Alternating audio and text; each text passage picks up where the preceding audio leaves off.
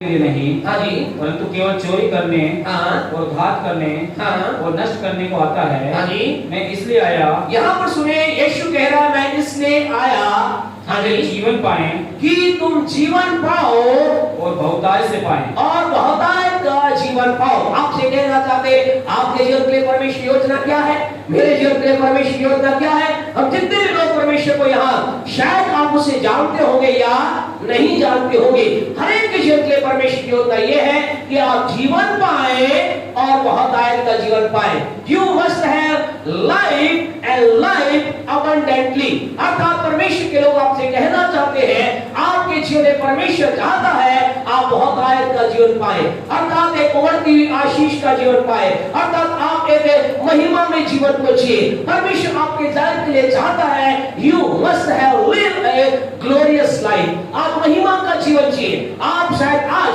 हो सकता है आप जीवन की परेशानी में होंगे, कष्ट में होंगे, आपके जीवन में जब विचार होगा क्या परमेश्वर मेरे लिए चाहता है, तो आज की सुबह आपसे कहना चाहते हैं हाँ परमेश्वर आपके लिए चाहता है। हालेलुया। परमेश्वर आपके लिए क्या चाहता है कि आप एक आशीष में या यूं कह सकते हैं भरपूरी का जीवन जिए। ये परमेश्वर की योजना किसके लिए है? किसके लिए है? आपके पड़ोसी के लिए मात्र के लिए नहीं, या जिनके पास बहुत बुद्धि है उनके लिए नहीं, जिनके पास बहुत ज्ञान है उनके लिए नहीं, या जिनके पास कुछ नहीं है उनके लिए नहीं, लेकिन किसके लिए है? बोले मेरे लिए। बोले हमारे साथ, परमेश्वर की योजना मेरे जीवन के लिए भरपूरी की है, भरपूरी की है, भरपूरी की है। आपके जीवन के लिए परमेश्वर की योजना यह है कि आप भरपूरी का जीवन जिए, आप भरपूरी में रहे। और आज परमेश्वर के वचन में से एक दो बातें आपके साथ हम शेयर करेंगे। ये भरपूरी का जीवन है क्या, और भरपूरी के जीवन को प्राप्त करने के लिए मुझे करना क्या होगा। भरपूरी के जीवन का मतलब ये है आप जीवन के हर एक क्षेत्र में आशीष में होने पाए। आज कई लोगों का विचार ये है, कई लोग ये सोचते हैं कि मेरे पास बहुत धन आ जाए, ये भरपूरी का जीवन है। आपसे कहना चाहते हैं ये भरपूरी के जीवन का एक भाग है, लेकिन संपूर्ण भरपूरी का जीवन नहीं है। आज की सुबह लोगों का विचार यही है। आज जितने लोग यहाँ आवश्यकता में हैं, जितने लोग हमें इस समय सुन रहे हैं वो, और जितने लोग से आप मिलते हैं, हर एक व्यक्ति क्या बोलता है, काश मेरे पास पैसा आ जाए, काश मेरे पास इतना धन हो जाए, काश मेरे अकाउंट में इतना पैसा आ जाए, तो क्या होगा, मेरी सारी समस्या का हल हो जाएगा, मेरी सारी प्रॉब्लम निकल जाएगी, मेरे जीवन में आशीष आ जाएगी। अगर मेरे पास पैसा हो, मेरे बच्चों को मैं अच्छे भले स्कूल में पढ़ाऊंगा, यदि मेरे पास अच्छा पैसा होगा मैं अच्छा बिजनेस कर पाऊंगा, यदि मेरे पास अच्छा होगा मैं अच्छा मकान या अच्छे घर को मैं खरीद पाऊंगा या अच्छी जगह जमीन ले पाऊंगा। आज लोगों का विचार ये है, लोग ये सोचते हैं मेरे जीवन में धन की भरपूरी आ जाए तो मेरे जीवन की सारी समस्या का एंड हो जाएगा। लेकिन आपसे कहना चाहते हैं केवल अगर एक व्यक्ति का विचार ये है तो आपको प्रभु के वचन में से हम बताना चाहते हैं। परमेश्वर के वचन में एक व्यक्ति था, लूका रचित सुसमाचार उसका 16 अध्याय अगर आप निकालेंगे, लूका रचित सुसमाचार उसका 16 अध्याय, बुक ऑफ लूक चैप्टर 16 अगर आप हमारे साथ निकालेंगे, वहां पर एक व्यक्ति के बारे में ऐसा लिखा है। उसके 16 के एक को अगर आप पढ़ेंगे तो क्या लिखा, पढ़े 16 का 16 के 19 को पढ़े। एक धनवान मनुष्य था, एक ध्यान से सुने, एक धनवान मनुष्य था जो बैंगनी कपड़े और मलमल पहनता। सुने, वो कैसे कपड़े पहनता था? बैंगनी कपड़े और मलमल के वस्त्र पहनता था, और प्रतिदिन सुख विलास और धर्म श्राम के साथ धूमधाम के साथ रहता था। बस क्या लिखा गया इस व्यक्ति के लिए? यहाँ पर इस व्यक्ति के बारे में 3 विशेष बात लिखी गई है। नंबर 1, पहली बात क्या लिखी गई है? ये क्या था? धनी व्यक्ति था, धनवान था, यानी इसके पास धन की कोई कमी नहीं थी। दूसरी बात इसके बारे में, इसके वस्त्र के बारे में ऐसा लिखा है, इसके कपड़ों के बारे में ऐसा लिखा है, ये मलमल के और कैसे वस्त्र पहनता था? ये बैंगनी कपड़े और मलमल के वस्त्र पहनता था। तीसरी बात इसके बारे में ऐसे लिखी है, ये कभी कभी या जब इसके पास पैसा होता था तब, या 1 तारीख से 10 तारीख तक, ऐसा लिखा है क्या? क्या लिखा है? ये प्रतिदिन सुख विलास से रहता और धूमधाम से रहता, यानी इसके घर में धूम धड़ाका होता रहता था, गाजे बाजे बजते रहते थे। इसके घर के अंदर तमाम प्रकार से कह सकते हैं रौनक इसके घर में थी, इसके घर में तमाम प्रकार के आनंद खुशियां, कह सकते हैं इसके घर के अंदर भरपूरी दिखाई दे रही थी। आज आप में से कौन है जो ऐसा नहीं चाहता? हम सब ऐसा चाहते हैं। क्या हम चाहते हैं? हम धनी बन जाएं, हम अच्छे कपड़े पहने, हम प्रतिदिन धूमधाम से रहें, प्रतिदिन हम अच्छा रहे, ऐसा एक विचार इसका था। लेकिन यानी परमेश्वर इस व्यक्ति के बारे में ऐसा लिखा है, इसी के 22 पद को अगर आप पढ़ेंगे 16 का 22 अगर आप पढ़ोगे, ऐसा लिखा है, पढ़े क्या लिखा है? ऐसा हुआ हाँ जी, कि वह कंगाल मर गया हाँ और स्वर्गदूतों ने उसे लेकर अब्राहम की गोद में पहुंचाया। हाँ जी, वह धनवान भी मरा और धनवान भी मरा। आपसे कहना चाहते हैं खुदा के लोगों, एक व्यक्ति कितना भी धनी क्यों ना हो जाए, उसके पास कितना भी धन क्यों ना हो जाए, लेकिन दुनिया में कोई ऐसा व्यक्ति नहीं है जो अपने धन से मृत्यु को खरीद सके। कोई उसे नहीं रोक सकता। ऐसा लिखा वो धनी व्यक्ति जो कि धनवान था, मलमल के वस्त्र पहनता था, बैंजी वस्त्र पहनता था, धूमधाम से जो रहता था, ऐसा लिखा एक दिन वो मर गया। आपको कहना था जीवन की सच्चाई ये है, जो व्यक्ति संसार में आया है, जिसने संसार के अंदर जन्म लिया है, जब तक यीशु मसीह का आगमन नहीं होगा, यीशु का आगमन आज हो जाए उसके बारे में अलग बात है, उसके बारे में प्रभु के वचन में कुछ और लिखा गया है। लेकिन जब तक यीशु मसीह ना आए, व्यक्ति के अगर समय पूरा हो जाए, उसे मृत्यु के अंदर जाना होता है। ऐसा लिखा है वो मर गया और वह मृत्यु की शैया पर चला गया, और ऐसा लिखा उसे उसकी रीति के अनुसार गाड़ दिया गया। उसे यानी कि उसके शरीर के अंदर से आत्मा निकल गई, उसके शरीर को मिट्टी समझ करके गाड़ दिया गया, और उसके पश्चात क्या हुआ, उसकी आत्मा के बारे में ऐसा लिखा है। बड़े 23 को क्या लिखा है, इसी का 16:23, और अधोलोक में उसने क्या किया गया? ये व्यक्ति संसार में कैसे जीता था? धूमधाम के साथ। कैसे वस्त्र पहनता था? बैंजनी वस्त्र, मलमल के वस्त्र पहनता था। लेकिन जब इसकी मृत्यु हुई, ऐसा लिखा है इसकी आत्मा को अधोलोक के अंदर जाना पड़ा। अधोलोक क्या है? अधोलोक वो स्थान है जिसके बारे में खुदा का वचन ये बताता है, जहाँ की आग कभी बुझती नहीं है, जहाँ का कीड़ा कभी मरता नहीं है। अधोलोक ऐसा भयानक स्थान है। यानी परमेश्वर आपसे कहना चाहते हैं, अधोलोक के जीवन से अपने आप को बचाने का लगातार प्रयास करें। हमारे जीवन में संसार के अंदर ऐसा ना हो कि एक सुख विलास, संसार के अंदर एक महीन मलमल के वस्त्र पहनना, संसार के अंदर वो जीवन बिताना जो जीवन एक व्यक्ति को अधोलोक में ले जाए, ऐसा जीवन जीने से अपने आप को क्या करना है? रोकना है। ऐसा लिखा है उस व्यक्ति को वहां डाल दिया गया। क्यों? इसलिए कि वो धनी था, इसलिए कि वो मलमल के वस्त्र पहनता था, क्या इसलिए कि वो धूमधाम से रहता था? इस कारण से क्या? इस कारण से आपसे कहना था, इस कारण से नहीं, लेकिन उसके जीवन में यह था, उसके पास धन दौलत तो बहुत थी, उसके पास बहुत कुछ ऐश्वर्य तो था, लेकिन उसके जीवन में धार्मिकता नहीं थी। उसके जीवन के अंदर परमेश्वर के प्रति कोई भय नहीं था, उसके जीवन के अंदर परमेश्वर की कोई बात उसके जीवन में नहीं थी। आप कहेंगे पास्टर साहब ऐसा आप क्यों कह रहे? क्योंकि किसी अध्याय को आप ऊपर से नीचे तक पढ़े, ऐसा लिखा गया है, इसकी डेवढ़ी के ऊपर एक व्यक्ति था जिसका नाम है लाजर नाम का व्यक्ति छोड़ दिया जाता था, और ऐसा लिखा वो क्या करता था? वो लाजर नाम का व्यक्ति इसकी जूठन से, जो इसकी मेज से जूठन गिरती थी, उससे क्या करता था? अपना पेट भरता था, और इतना घाव उस लाजर नाम के व्यक्ति के जीवन में था, ऐसा लिखा है कुत्ते भी उसके घाव को चाटते थे। इसका मतलब क्या था? इसका मतलब ये व्यक्ति उस पेट पर बैठता था, भोजन करता था, भोजन जब नीचे गिर जाता, लाजर वहां आकर भोजन कर उससे भोजन को खाता था, और जब वो खाता था कुत्ते से घाव को चाटते, फिर क्या होता होगा? क्या सोचते क्या होता होगा? लाजर जोरों से चिल्लाता होगा, आए कुत्तों को भगाता होगा। आपको मालूम है घाव चाटने का मतलब क्या है? घाव के अंदर दर्द होता होगा, वो दर्द से कराता होगा, और जब ये व्यक्ति को दर्द से देखता होगा, यहाँ ऐसा वर्णन नहीं है, लेकिन हम विश्वास करते हैं ये क्या करता होगा? ये ठाके मार के हंसता होगा, हा हा करके हंसता होगा, ये जोरों से कहता होगा, ओ कैसा ये गरीब व्यक्ति है, कैसा ये दीन व्यक्ति है, कैसा ये नीच व्यक्ति है, कैसा ये एक जरूरत में जीने वाला व्यक्ति है। आप कहेंगे पास्टर साहब ऐसा क्यों कह रहे? क्योंकि इसके अंदर कोई धार्मिकता नहीं थी। हम ऐसा इसलिए कह रहे क्योंकि प्रभु का पवित्र वचन, नीति वचन की पुस्तक उसका 12वां अध्याय अगर आप हमारे साथ निकालेंगे, नीति वचन की पुस्तक बुक ऑफ प्रोवर्ब्स चैप्टर 12 यदि आप निकालेंगे, वहां धर्मी के बारे में एक बात लिखी गई है। धर्मी व्यक्ति के बारे में उसके 12 के 10 के अंदर आप पढ़ेंगे, वहां ऐसा लिखा है। पढ़े क्या कहता है? धर्मी अपने पशु के भी, धर्मी अपने पशु के भी प्राण की सुधि रखता है, प्राण की सुधि रखता है। ये व्यक्ति क्या था? ये व्यक्ति धर्मी नहीं था। धर्मी व्यक्ति क्या करता है? धर्मी व्यक्ति के मन में क्या होता है? जानवर के प्रति भी दया की भावना होती है। उसके अंदर जानवर, ऐसा लिखा, धर्मी व्यक्ति अपने प्राण, अपने जानवर की भी सुधि रखता है।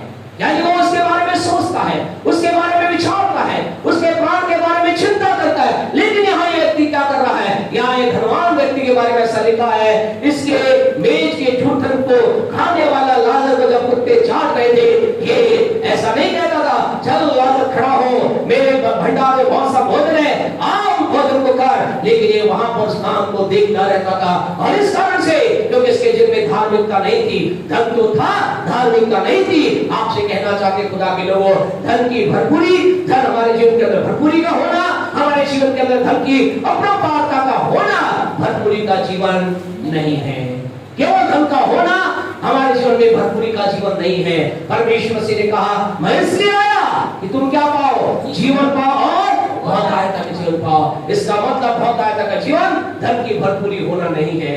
अब आप में से कुछ लोग कहेंगे, फिर बहुत आयता के जीवन का मतलब है क्या? बहुत आयता के जीवन का मतलब ये भी नहीं कि हमारे जीवन के अंदर बहुत आत्मिकता पाई जाए। भरपूरी का जीवन का मतलब ये भी नहीं है। ध्यान रखें इस बात को। कई बार व्यक्ति के विचार ऐसा आता है, मैं बहुत प्रार्थना करूंगा, मैं बहुत परमेश्वर की महिमा करूंगा, मैं अपना जीवन प्रभु के साथ बिताऊंगा, यही भरपूरी का जीवन है। आपसे कहे, ये भी भरपूरी का जीवन नहीं है, यह भी भरपूरी के जीवन का एक भाग है। आप कहेंगे, आप ऐसा कैसे कह रहे? क्योंकि प्रभु के पवित्र वचन के अंदर ऐसा लिखा है, परमेश्वर के वचन में ऐसा बताया गया है। एक व्यक्ति था जो क्या था? बहुत प्रभु से प्यार करता था, परमेश्वर की बात को मानता था, हर घड़ी प्रभु की बातों पे चलता था, हर घड़ी जो परमेश्वर कहता, परमेश्वर के भय में अपने जीवन को बिताता रहा। क्या आप वो व्यक्ति हैं? क्या आप वो व्यक्ति हैं? ये से है या नहीं है? वो व्यक्ति बोले हाँ है। परमेश्वर का भय मानने वाले आप हैं, लगे ना? हमें परमेश्वर का भय मानने वाला व्यक्ति बनना है। लेकिन केवल परमेश्वर का भय मानना या जो कहे परमेश्वर की बातों के अंदर अपने आप को लेके चलना भरपूरी का जीवन नहीं है। प्रभु के वचन के अंदर हम चले, दूसरा इतिहास उसके प्यारे परमेश्वर के लोग आपसे कहना चाहते हैं। इससे पहले कि उससे और हम चले, आपको थोड़ा सा वापिस उसी जगह पर हम धनवान व्यक्ति के बारे में नहीं थोड़ा सा हम आपको बोलना चाहते हैं। प्यारे परमेश्वर लोग, आज संसार में तो बहुत लोग ऐसे हैं, प्रकाशित वाक्य के तीसरे अध्याय की तरफ चलेंगे। बहुत लोग ऐसे हैं जो सोचते हैं मेरे पास बहुत धन है, मेरे पास किसी भली वस्तु घटी नहीं है, मेरे पास किसी चीज की कमी नहीं है, अच्छा है ये रहना, अच्छा है परमेश्वर। लेकिन यदि उसके जीवन के अंदर धार्मिकता नहीं, ये उसके जीवन के अंदर परमेश्वर की बातें नहीं, उसके जीवन के अंदर धार्मिकता का उसके जीवन में स्थान नहीं, जानते परमेश्वर से क्या कहता है? प्रकाशित वाक्य की पुस्तक उसका तीसरा अध्याय मेहरबानी से निकाले। हम एक छोटा सा भाग देखकर आगे बढ़ेंगे। प्रकाशित वाक्य की पुस्तक का तीसरा अध्याय उसकी 17 वर्ष को पढ़े, क्या लिखा है 7वें आयत को। हाँ जी। तू कहता है कि मैं धनी हूँ, मैं धनी हूँ। यहाँ उस व्यक्ति के बारे में लिखा गया, बताया गया है जिसके पास बहुत धन दौलत है, जिसके पास धन की कोई कमी नहीं है। ये व्यक्ति क्या कह रहा है? मैं धनी हूँ। हाँ जी, आगे। और धनवान हो गया हूँ, और मैं बहुत धनवान भी हो गया हूँ, और मुझे किसी वस्तु की घटी नहीं, और किसी बात की कमी मेरे जीवन में नहीं है। और ये नहीं जानता कि तू अभागा और तुच्छ है। एक आराम से परमेश्वर क्या कह रहा है? एक व्यक्ति जिसके जीवन में धन की भरपूरी है, जिसके पास धन की कोई कमी नहीं है, ये व्यक्ति क्या कह रहा है? मुझे किसी बात की कमी नहीं है, मेरे पास भरपूरी है। लेकिन इसके जीवन के अंदर परमेश्वर का प्रेम नहीं, इसके जीवन के अंदर धार्मिकता नहीं। ध्यान रखें, मिसगाइड ना हो। हम ये नहीं कह रहे धनी होना पाप है, हम तो कह रहे हैं एक व्यक्ति जिसके जीवन में धन की भरपूरी है और परमेश्वर का प्रेम उसके जीवन में नहीं, परमेश्वर के प्रति आदर की भावना नहीं, परमेश्वर के स्थान उसके जीवन का नहीं, परमेश्वर मनुष्य को क्या कह रहा है? वो मनुष्य अपने आप को क्या कह रहा है? मैं धनी हूँ, मैं क्या हो गया हूँ? धनवान हो गया हूँ, किसी चीज की कमी मेरे पास नहीं है। लेकिन खुदा इसे क्या कह रहा है? प्रभु इसे पहली बात कह रहा है, तू कौन है? तू परमेश्वर कह रहा है, तू मेरी दृष्टि के अंदर, मेरी दृष्टि में तू कौन है? अभागा है। आज आगे बढ़े, अभागा है और तुच्छ है। और परमेश्वर कह रहा है मेरी दृष्टिकोण के अंदर तू क्या है? तेरी कोई वैल्यू नहीं है, तू तुच्छ है। आगे अगला, और कंगाल। परमेश्वर कह रहा है तुझे लगता है तू बहुत धनी है, लेकिन मेरे दृष्टिकोण से तू क्या है? तू कंगाल है। कंगाल का मतलब तेरे पास कुछ धन नहीं है। आगे और अंधा और नंगा है। और परमेश्वर कह रहा है तू क्या है? अंधा है और नंगा है, निर्वस्त्र है। यानी परमेश्वर को आपसे कहना चाहते एक व्यक्ति जिसके जीवन के अंदर परमेश्वर धन ही केवल धन की भरपूर इसके पास है, धन उसके जीवन के अंदर है, लेकिन उसके जीवन में परमेश्वर के लिए एक स्थान नहीं। खुदा उसे कहता है तू क्या है? अभागा है, तू क्या है? कंगाल है, तू तुच्छ है, तू अंधा है, तू निर्वस्त्र है। आपसे कहना चाहते एक एक वर्ड के बारे में, अब इस समय नहीं एक एक शब्द के बारे में आपको वर्णन करें। खुदा उसे अद्भुत बातें कह रहा है, एक ऐसे कह सकते हैं डरावनी बातें खुदा उसे कह रहा है, उसे ऐसी बातें कह रहा है जो सुनने में ऐसा लग रहा है ये क्या कुछ हो रहा है। आप कहना चाहते खुदा के लोगों आइए हम अपने आप को इस बात के साथ अलर्ट रखें, केवल धन की भरपूरी ही बहुत आयता नहीं। फिर आप में से कुछ लोग कहेंगे फिर पास्टर साहब हम क्या करें, हमारे जीवन के अंदर क्या करें? क्या हम अपने जीवन के अंतर्गत धन दौलत को छोड़ दें, सारे धन दौलत को त्याग करके हम पहाड़ पे चले जाए? तो आपसे कहना चाहते ऐसा आपको करने की जरूरत, ऐसा करने की जरूरत आपको नहीं है। आपको दूसरी स्टेप को समझना है।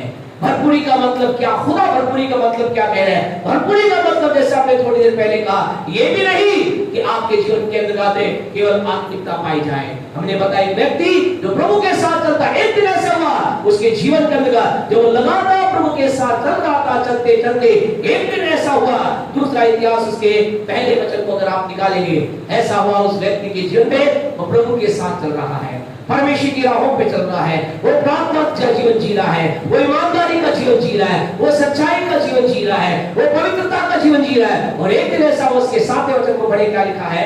दूसरा इतिहास 1:7। उसी रात को परमेश्वर ने सुलेमान को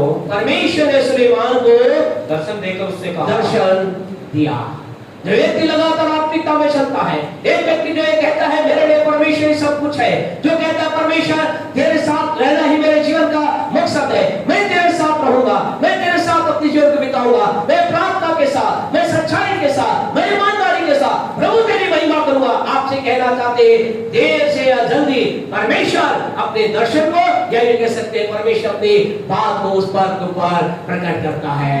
हालेलुया। अगर आप एक ऐसे व्यक्ति हैं तो आपसे कहना चाहते परमेश्वर आपको अपना दर्शन दिखाएगा, परमेश्वर अपनी आवाज को आप पर प्रकट करेगा, परमेश्वर अपने प्लान को आपके जरिए प्रकट करेगा, परमेश्वर अपने भेद को आपके जरिए प्रकट करेगा, परमेश्वर अपने रहस्य को आपके जरिए प्रकट करेगा। सुलेमान के पास क्या हुआ? परमेश्वर ने दर्शन दिया और क्या किया? हमारे पढ़े आगे, जो कुछ तू चाहे। परमेश्वर ने कहा बोल तुझे क्या चाहिए, मांग तू क्या मांगना है। और इसलिए ने क्या कहा? सुलेमान ने कहा परमेश्वर मुझे क्या दे रहे? मुझे बुद्धि और ज्ञान दे, और कुछ देने की आवश्यकता नहीं है। और परमेश्वर ने क्या कहा? परमेश्वर ने कहा वेल डन सुलेमान, शाबाश Suleman, very good Suleman, oh king Solomon, you are the best person in this world. तू संसार में सर्वोत्तम व्यक्ति है। संसार के लोगों को मैं कहूं मांगो क्या मांगना है, तो लोग मुझसे क्या मांगते हैं? लोग मुझसे कहते हैं उस समय के हिसाब से अगर कहे तो लोग क्या कहते हैं? मुझे घोड़ा दे दे, मुझे रथ दे दे, मुझे महल दे दे, मुझे ये दे दे, वो दे दे। लोग ऐसा मुझसे मांगते हैं, लेकिन वेल डन सुलेमान, तूने क्या किया? तूने केवल बुद्धि को मांगा। और आपको मालूम है परमेश्वर से वेल डन कह करके रुकने गया, लेकिन परमेश्वर जानते क्या था? इसी को थोड़ा सा आगे इसी के 12वें वचन को पढ़े तो जानते खुदा ने क्या कहा? आपसे कहना चाहते हैं केवल आत्मिकता ही भरपूरी का जीवन नहीं। अगर आप ये सोच रहे हैं मैं बहुत प्रार्थना कर रहा हूं, मैं बहुत आप प्रभु की स्तुति कर रहा हूं, मैं प्रभु की बहुत आराधना कर रहा हूं, बस यही आत्मिक भरपूरी का जीवन है, तो आपसे कहना चाहते you are on the wrong track और you are in the wrong thinking. आप गलत सोच में हैं, जहां केवल लोगों का अभी तो विचार नहीं है। आज से कई साल पहले एक विचार था, जानते क्या विचार था? अब ये भी साउथ इंडियन विचार था। साउथ इंडियन में कुछ अच्छे विचार भी होते, कुछ ऐसे विचार भी होते। उस समय के पास जो ज्ञान था उसी जगह से ज्ञान आया। और विचार क्या था? विचार ये था जितने जितने पवित्र उतने गरीब, है ना? जितनी हमारी पवित्रता उतनी हमारी गरीबी। सबसे ज्यादा गरीब पवित्र कौन? जो सबसे ज्यादा गरीब। ये लोगों का एक विचार था। संसार में कई समय तक ये वर्ल्ड विचार चला। पवित्रता का मतलब गरीबी में रहना, पवित्रता का मतलब प्रभु के दास तो डॉक्टर डीजे दिनाकर थे, उनका भी विचार था। और जब वो चलते थे, उनके गरीबी की अवस्था चलते थे, वो अपने कहते थे मैं अपने मोजे को पहनता था, एयर कंडीशन मेरे मोजे थे। समझते एयर कंडीशन का मतलब, यानी चारों तरफ से हवाएं आती थी। वो कहता मेरा विचार यही था, ओ खुदा धन्यवाद, मुझे पवित्रता मेरे पास है, खुदा तेरा प्यार मेरे पास है, तेरी आवाज मेरे पास है। लेकिन जानते क्या, एक दिन परमेश्वर ने उनसे अपनी दास से बातचीत की, और बातचीत जानते क्या थी? यूहन्ना की 3री पत्री उसके 2 वचन के साथ खुदा ने उनसे बातचीत की। और जानते प्रभु ने क्या कहा? परमेश्वर ने कहा, हे प्रिय, 3 यूहन्ना उसके 2 वचन को पढ़े, क्या लिखा है? हाँ जी, जो डॉक्टर डीजे दिनाकर जो आज प्रभु के पास है, उनसे खुदा ने बातचीत की, और प्रभु ने कहा, क्या कहा? 3 यूहन्ना उसकी 2 वचन को पढ़े। यूहन्ना की 3 पत्रियां हैं, पहली पत्री, 2री पत्री और 3री पत्री। हाँ जी, पढ़ेगा 3 का 2। हे प्रिय, मेरी ये प्रार्थना है, हे परमेश्वर के दास से प्रभु ने कहा, आज हम में से कहीं से मेरी ये प्रार्थना है कि जैसे तू आत्मिक उन्नति कर रहा है, जैसे तू आत्मिक उन्नति कर रहा है। प्रभु के दास को प्रभु ने क्या कहा? वेल डन मेरे बेटे दिनाकर, गुड, तू प्रार्थना कर रहा है, बहुत अच्छी बात है, उपवास कर रहा है, अच्छी बात है, मेरा प्रकाश को प्राप्त है, अच्छी बात है। लेकिन मेरी इच्छा है जैसे तू आत्मिक उन्नति कर रहा है, वैसे ही तू सब बातों में उन्नति करे, तू सब बातों में उन्नति करे। क्या जोरदार आप ताली नहीं बजाएंगे हमारे खुदा के लिए? हमारा परमेश्वर हमें आत्मिक उन्नति कर इससे रखना नहीं चाहता। आज अगर एक विचार के साथ आप यहाँ पर है, आत्मिक उन्नति का मतलब भरपूरी का जीवन है, तो आपसे कहना चाहते विचार से बाहर आइए। आत्मिक उन्नति मात्र ही भरपूरी का जीवन नहीं है। भरपूरी के जीवन का मतलब है आत्मिक उन्नति के साथ साथ सब बातों में उन्नति करना। परमेश्वर ने वहां सुलेमान से क्या कहा? अगर उधर वापस आ जाए 2 इतिहास के पहले वचन की ओर, 2 इतिहास के पहले वचन की ओर, परमेश्वर ने उससे बातचीत करना प्रारंभ किया। परमेश्वर ने कहा, बहुत अच्छा सुलेमान, तूने बुद्धि ज्ञान मांगा, लेकिन ये तेरे जीवन के लिए क्या कर रहा है? ये तेरे जीवन में भरपूरी को लेकर नहीं आ रहा है। मैं क्या चाहता हूं? मैं चाहता हूं तू क्या करे? भरपूरी को प्राप्त करे, भरपूरी का जीवन तेरे अंदर आ जाए, भरपूरी तेरे लाइफ में एंटर कर जाए। इसलिए प्रभु ने कहा, पढ़े 12 वचन, क्या कहा प्रभु ने? इस कारण बुद्धि और ज्ञान, इस कारण बुद्धि और ज्ञान तुझे दिया जाता है। मैं बुद्धि ज्ञान तो मैं तुझे देता हूं, मैं तुझे इतनी धन संपत्ति, लेकिन प्रभु ने कहा मैं तुझे साथ साथ क्या देता हूं?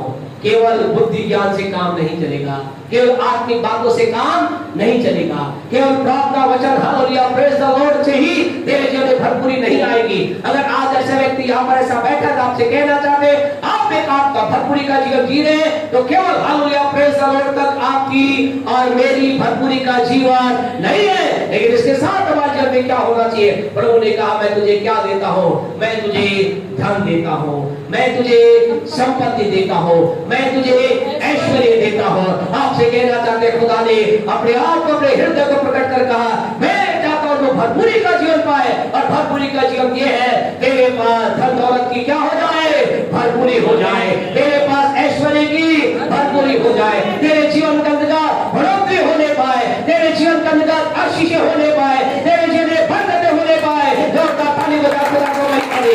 हालेलुया, धन्यवाद परमेश्वर, धन्यवाद प्रभु जी। आज आपसे कहना चाहते, आज अगर यहाँ बैठा व्यक्ति आप अपने जीवन में इस विचार के साथ यहाँ आए मेरे पास धन संपत्ति नहीं है, मैं गरीबी के जीवन से जी रहा हूं, तो आज आपसे कहना चाहते प्रभु आपको अपने आपके जीवन में भरपूरी का जीवन देना चाहता है। हालेलुया। आज अभी तक आप जीवन में एक नास्तिकता का जीवन जी रहे हैं, आप सोचते हैं संसार के अंदर जाते तमाम नास्तिक का जीवन ही मेरा आधार है, तो आज परमेश्वर आपको आस्तिक बना करके, परमेश्वर आपको अपना प्रेम और अपनी बातों का आप में डाल करके प्रार्थना का जीवन आपको दे रहा है। आपसे कहे ये भरपूरी का जीवन है। और तीसरा भरपूरी के जीवन का मतलब कि प्यारे परमेश्वर को कई बार ऐसा होता है, लोग सोचते हैं भरपूरी के जीवन का मतलब क्या है? धन होना, लेकिन यही मात्र भरपूरी का जीवन नहीं है। आत्मिकता होना, यही केवल भरपूरी का जीवन नहीं है। लेकिन भरपूरी का जीवन का मतलब ये है आपके मेरे जीवन में आत्मिकता की बातें हो, आपके मेरे जीवन में धन की भरपूरी हो, और याद फिर क्या हो? हम जीवन में बड़े ही, ऐसा लिखा है प्रभु के पवित्र वचन के अंदर, नामान कोढ़ी के बारे में कितने लोग जानते हैं? क्या लिखा है? ऐसा लिखा है नामान कोढ़ी, नामान नाम का व्यक्ति जो था बड़ा ही सामर्थी था, ऐश्वर्य से भरा व्यक्ति था, एक महिमा व्यक्ति था, उसके पास विचार उसके पास थे, राजा उससे प्यार करने वाला व्यक्ति था, लेकिन ऐसा लिखा था उसे कोढ़ था।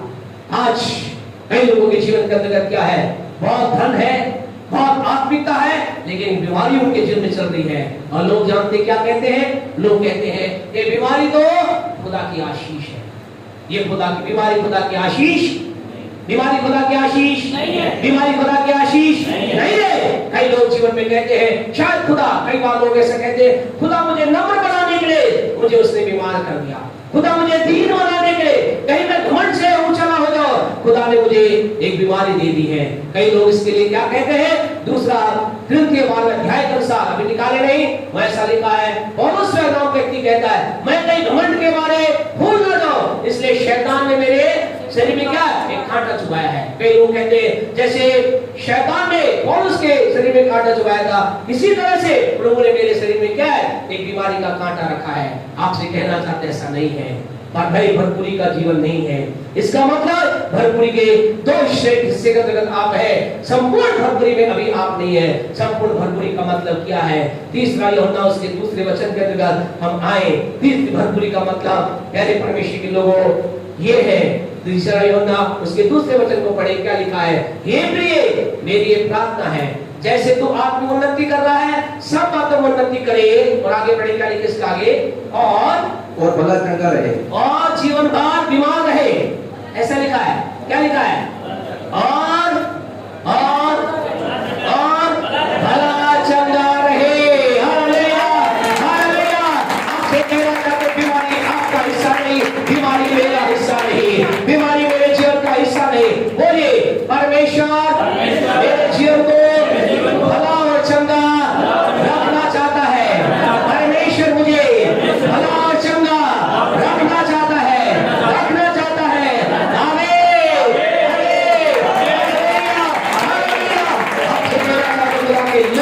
आपके मेरे जीवन में खुदा हमें भला और चंगा रखना चाहता है। जब तक हम संसार में रहे चंगाई में रहे, जब तक हम संसार में रहे चंगाई के सामर्थ हमारे अंदर रहे। यानी परमेश्वर कभी बीमारी को आप इनवाइट ना करें। कई बार ऐसा होता है, बीमारी कई बार शैतान के कारण आती है, कई बार क्या होता है? ऐसा होता है खुद ही लोग इनवाइट करते हैं, खुद ही क्या करते हैं? इनवाइट करते हैं। इसलिए खुद इनवाइट ना करें। जैसे कई बार हमें कहे अभी गर्मी का मौसम है, सर्दी के मौसम के हमेशा कहते हैं सर्दी है, बोले मुझे कुछ नहीं होगा, और क्या करते हैं? गाड़ी पर बिना गर्म कपड़े पहने बस एक शर्ट में निकल जाते हैं, बोले मुझे कुछ नहीं कर, कोई कुछ नहीं कहेगा। लोगों को शायद आप डरा सकते हो अपनी है ना हेल्थ दिखा करके, लेकिन सर्दी को डरा नहीं सर, वो पकड़ लेगी, वो लग जाएगी। इसलिए वे क्या करें? बुलाए ना, इनवाइट ना करें। कई लोग ऐसे हैं, उन्हें मालूम है अंदर थोड़ा सा लग रहा है मीठा खाना ठीक नहीं है, फिर भी क्या करेंगे? मिठाई 2 की जगह 4 खाएंगे। हमें जब नहीं है तो कोई दिक्कत नहीं, आज हमें 10 की जगह 20 खिला दो, कोई प्रॉब्लम नहीं है। अगर आप इस लेवल पे है तो प्रेज़ द लॉर्ड। लेकिन आपने कहीं शुगर चेक करा ली है, आपको थोड़ा सा एडवाइस दिया गया है, या तो क्या करें? या तो विश्वास करें परमेश्वर मुझे मेरे जीवन से शुगर को खत्म कर दिया है। अगर शुगर की बीमारी है, थोड़ा मिठाई से क्या रहे? मिठाई से थोड़ा सा परे रहे। और अगर आपसे रहा नहीं जाता तो एड्रेस हमारा मालूम है, वहां पहुंचा दे, है ना, तो फिर हम उसके लिए कर लेंगे, बहुत पहुंचा देते हैं, वहां ना पहुंचाए, वो भी दिक्कत है, तो डब्बे भर जाएंगे। तो आपसे कहना चाहते हैं अपने पड़ोसी के पास जाए और क्या करें? उसे कहे सब भाई, ब्रदर, भाई, है ना, जो भी आप बोलते गए ये आप डब्बा लीजिए, हमारी तरफ से आप क्या कीजिए? खूब मिठाई खाइए और मीठे बनिए। क्योंकि सबसे कड़वे कौन होते हैं? पड़ोसी तो सबसे कड़वे होते ना, पड़ोसी सबसे कड़वे होते हैं। पड़ोसी सारी समस्या की जड़ होते हैं। पिछले दिनों के अंदर एक भाई आपने सुना, एक बहन ने प्रार्थना की। वो जब भी सुबह उठते थे क्या होता था? जब भी सुबह उठते उनके पड़ोस से क्या होता? सेवा में श्रीमान की आवाज सुनाई देती, कभी पत्थर फेंके जाते, कभी कुछ होता। बहन ने बहुत प्रार्थना की और अंत में ऐसा हुआ, वो व्यक्ति जिसका घर था उसने एक जगह तो दुनिया को छोड़ के चला गया, बाकी लोग जो थे उन्होंने मकान बेचकर चले गए। और उन्होंने सिस्टर का आज साहब मजे आ गए। क्या मजा आ गया? पर प्रेज़ द लॉर्ड, पड़ोसी का मकान बिक गया। आपसे कई बार क्या होता है? कहने का मतलब ये है पड़ोसी बड़ी प्रॉब्लम देते हैं कई बार, तो क्या करें, वो डिब्बा जो आप ज्यादा खा रहे थोड़ा सा उन्हें भी खिलाएं, मीठा बनाएं और प्रभु की महिमा करें। लेकिन आप कहना चाहते हैं, हमें समझना है, हम इनवाइट ना करें, बीमारी को इनवाइट ना। कई बार इनवाइट किया जाता है, बोला है भैया जी थोड़ा सा चिकना चिकना कम खाओ, फिर भी खाएंगे चिकना, बोले पास संडे है रहा नहीं जाता, अकेले अकेले मत खाओ, ये भी दिक्कत है। ताकि वो चिकना चिकना अकेले खाओगे तो ज्यादा दिक्कत आएगी। बुला लिया करो कभी कभी 8696 है ना 529147। कैलेंडर इसलिए देते हैं हम आपको, कैलेंडर इसलिए देते हैं कि क्या हो, जब भी आपको कोई समस्या हो, कई लोग सोचते हैं भाई साहब इसलिए कैलेंडर देते हैं हमें प्रेयर रिक्वेस्ट, इसके साथ इसलिए भी देते हैं जब तक चिकना चिकना ज्यादा बन जाए और आपको लग रहा है कि खाने में थोड़ी दिक्कत है, तो उस नंबर को थोड़ा क्या करो, डायल कर दिया करो, बिजी भी आए तो 2 बार 3 बार कर दिया करो, पहुंच जाएंगे आपके पास। Praise the Lord. आपसे कहना चाहते खुदा के लोग इनवाइट ना करें, लेकिन यदि आपके जीवन के अंदर बीमारी है, आपसे कहना चाहते परमेश्वर आपको चंगा करने की सामर्थ्य रखता है। हम आज आपसे कहना चाहते भरपूरी के जीवन का मतलब है हमें चंगाई में रहना है। भरपूरी के जीवन का मतलब यह है मुझे भरपूर धन की भरपूरी में रहना है। भरपूरी के जीवन का मतलब यह है मुझे आत्मिकता के हाई लेवल के अंदर रहना है। अब सवाल ये है, आप में कुछ लोग कहेंगे पास्टर साहब हाँ हम चाहते हैं, क्या आप भरपूरी का जीवन चाहते हैं? आपका आंसर क्या है? क्या आप भरपूरी का जीवन चाहते हैं? क्या आप चाहते हैं आत्मिकता की भरपूरी आपके जीवन में हो? क्या आप चाहते हैं धन की भरपूरी आपके जीवन में हो? क्या आप चाहते हैं शारीरिक दौड़ से आप चंगे हो? यदि आपका आंसर यस है तो आपको कहना चाहते वो करना है। 1-2 बातें, ज्यादा बातें नहीं, थोड़ी सी बातें बता करके हम खत्म करेंगे। हमें करना क्या होगा? परमेश्वर आपको भरपूरी का जीवन देना चाहता है, परमेश्वर आपको चाहता है आप भरपूरी में रहें। अब हमें क्या करना है? मुझे कुछ करना है। आइए इसके लिए मुझे करना क्या है? प्रकाशित वाक्य की पुस्तक उसका 3रा अध्याय मेहरबानी से निकालें। प्रकाशित वाक्य की पुस्तक उसका 3रा अध्याय निकालें और उसकी 3 वर्ष को पढ़े। यहाँ प्रभु कह रहा है क्या तुझे करना होगा, what you have to do, तू क्या करे कि तेरे जीवन के अंतर्गत भरपूरी प्रारंभ हो जाए। हाँ जी पढ़े 3 का। इसलिए मैं तुझे सम्मति देता हूँ। सुने ध्यान से सुने, परमेश्वर कह रहा है मैं तुझे सम्मति देता हूँ, यानी मैं तुझे समझाता हूँ।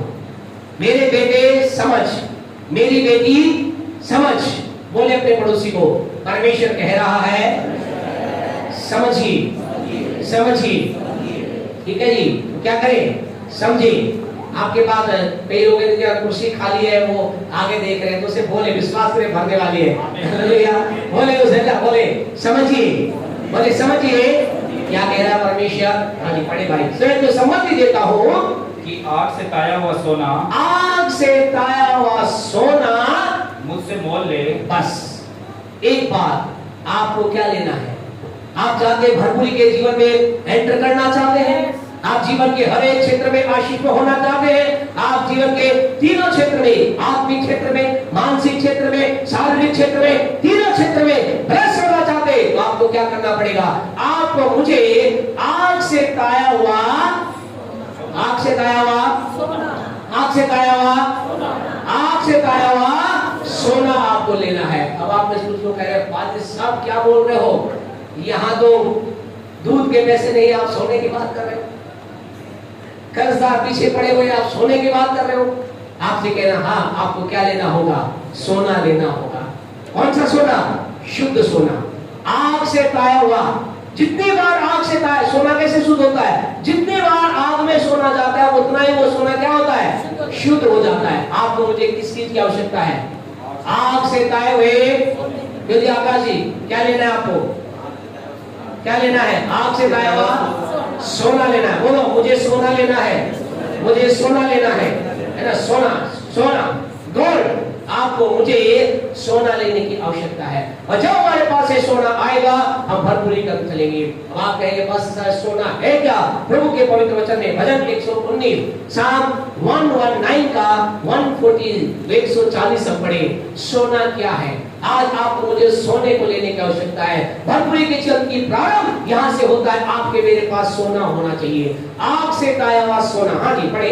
तेरा वचन पूरी रीति से ताया हुआ है, पूरी रीति से ताया हुआ है। भजन 119 का 140। अगर आपको आदत है अंडरलाइन करने की तो अंडरलाइन करे, अगर आदत नहीं है तो अपने हृदय की पट्टियां पे लिख ले या अलग कागज पे लिख ले। हम आपको नहीं कहेंगे अंडरलाइन करें, कुछ लोग अंडरलाइन नहीं करते, साफ रखते हैं, हम भी बाइबल साफ रखते हैं। अलग अलग तरह के विचार है आपका, अलग आप पेपर लिख ले।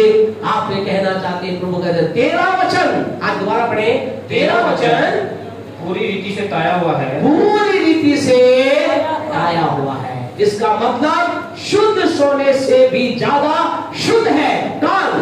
परमेश्वर का वचन। उठाए दिखा, आपके पास है क्या? बोले परमेश्वर का वचन, परमेश्वर का वचन। कुछ लोगों के पास बाइबल नहीं है, अगर आपके पास नहीं है, आप चाहते हैं, अभी हमारे पास नहीं है, बाइबल नहीं है, जल्दी आ जाएगी, आप चाहते हैं कि आप उसे लाए, आपको मुझे क्या चाहिए? परमेश्वर का वचन हमारे पास होना चाहिए। अगर आपके पास परमेश्वर का वचन है, परमेश्वर का वचन आपके जीवन में है, आपसे कहना चाहते हैं आप भरपूरी के जीवन के अंदर आप प्रवेश कर पाएंगे, आप भरपूरी के जीवन का आनंद आप ले पाएंगे।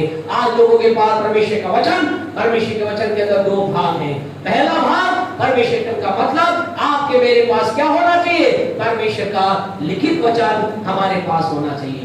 दूसरा परमेश्वर का वचन जो आपसे बात कर रहे हैं, जो खुदा कह रहा है मुझसे पाया हुआ सोना मुझसे ले ले।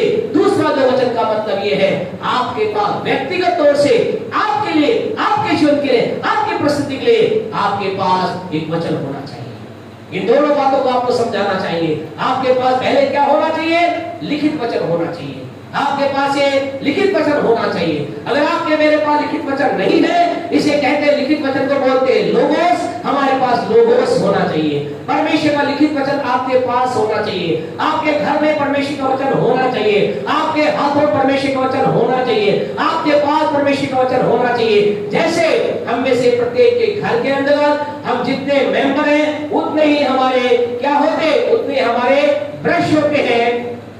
यहाँ कितने लोग हैं जो एक ही ब्रश से काम चला लेते हैं? हाथ उठाएं।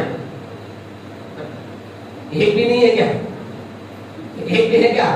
हम सब का ब्रश अलग, और आजकल तो गजब के ब्रश भी गजब है। एक हमारा भाई है, दोस्त हमारा बेस्ट फ्रेंड भाई है, उसके पास 35,000 का ब्रश है। बोला मास्टर ये है ऑटोमेटिक, मतलब मोबाइल से चलता है, बोले सबको साफ करता है, गजब है।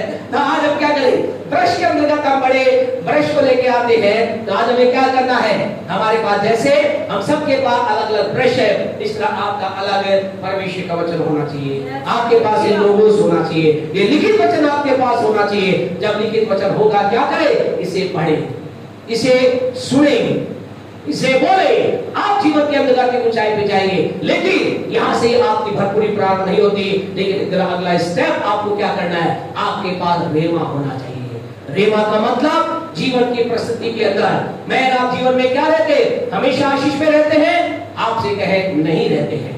जीवन में हम क्या होता है? जीवन के अंदर कई बार हमारे जीवन में कष्ट भी आता है, परीक्षाएं भी आती हैं, समस्याएं भी आती हैं, आंधी भी आते हैं, तूफान भी आते हैं। आपसे कहना अगर आपके पास रेमा है, आपके पास खुदा की ओर से एक व्यक्तिगत वचन है, आपको बोलना चाहते कोई आंधी आपको गिरा नहीं पाएगी, कोई नदी आपको डुबा नहीं पाएगी, कोई आग आपको जला नहीं पाएगी, कोई बीमारी आपको खत्म नहीं कर पाएगी, कोई समस्या आपको नीचे नहीं कर पाएगी, कोई चीजें आपको डुबा नहीं पाएगी। बड़ी से बड़ी बीमारी आपके जीवन में आ जाए, 10 महीने की जगह एक साल लग जाए, 2 साल लग जाए, आपकी इस बीमारी आपका पीछा ना छोड़े। लेकिन अगर आपके पास रेमा है, you have the particular word for yourself, आपके पास खुदा की ओर से एक वचन है। हम कहे बीमारी के बीच में भी आप नाचते कूदते कहेंगे मेरा परमेश्वर बड़ा है, मेरा परमेश्वर अच्छा है, मेरा परमेश्वर सामर्थी है, मेरा रेमा है, मेरा परमेश्वर जान है। आपसे कहना चाहते कई बार ऐसा होता है, हम लोगों के जीवन को देखते हैं, लोग बहुत प्रार्थना करते हैं, उनसे हम कहते हैं, वो कहते हैं पास्टर साहब जो समस्या हम क्या करें? हम कहते हैं आप प्रार्थना करें। वो प्रार्थना करते हैं और क्या होता है? जो ही वो प्रार्थना करने का निर्णय लेते हैं, समस्या दूर हो जाती है, समस्या दूर हो जाती है। समस्या दूर नहीं होती, कई लोगों के जीवन में ऐसा आता है वो समस्या सिंगल से डबल हो जाती है। फिर उनसे कहते हैं पास्टर साहब क्या करें? हम कहते हैं प्रार्थना कर ली, बोला बहुत प्रार्थना कर ली। हम कहते हैं उपवास करो, फिर वो कहते हैं उपवास करते हैं कुछ दिन, फिर उनसे मिलते हैं अब कैसा चल रहा है? आप तो सावधान है ना, सारी समस्या खत्म होगी। फिर वो कहते हैं पास्टर साहब जब से उपवास करना प्रारंभ किया है, समस्या की झड़ी लग गई है, जिसको अच्छा समझा था वही बुरा हो गया, जो चीज लग रहा था सही होगा वही गलत हो गया, सारी चीजें विपरीत हो गई है। आपसे कहे आप क्या करेंगे? आपके साथ ऐसा होता है? आपसे कहे हम में से कई लोगों के साथ ऐसा होता है।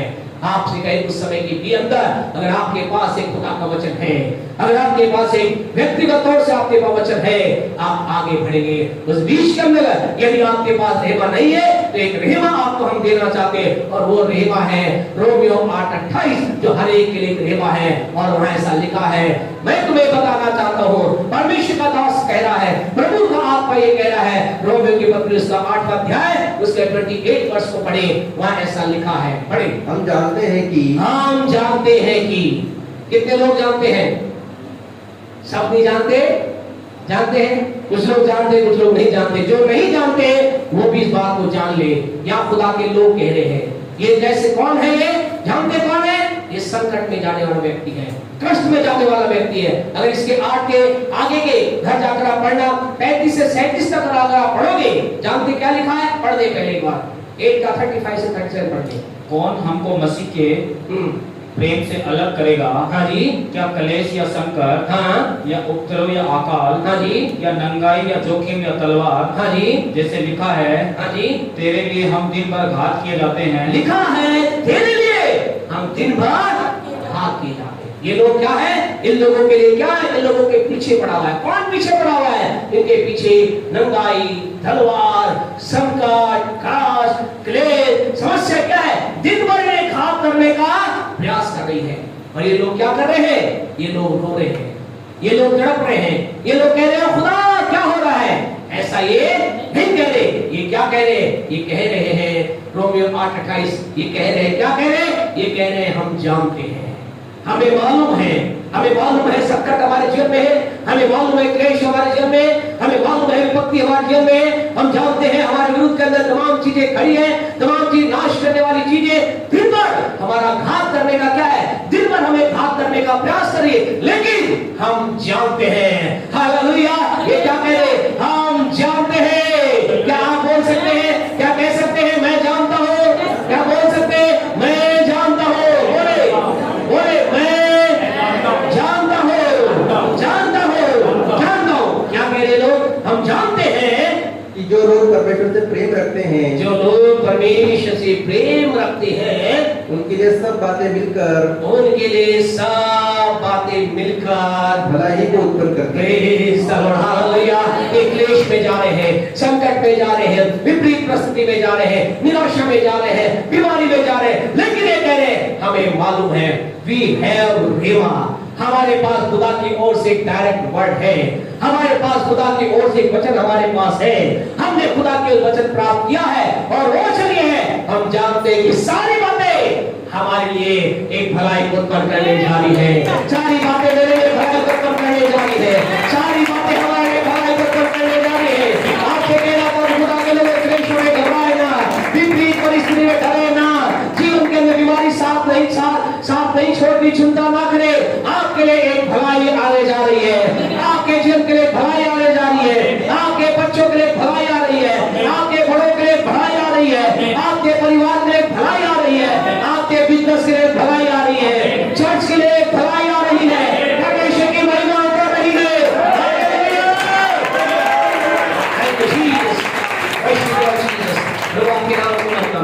आपसे कहना चाहते हैं हमारे पास एक रहमा होना चाहिए। हाँ, इन दिनों में आपको कहना चाहते हैं इस वर्ड को हृदय गहराई में उतार लीजिए। Do not waste your time.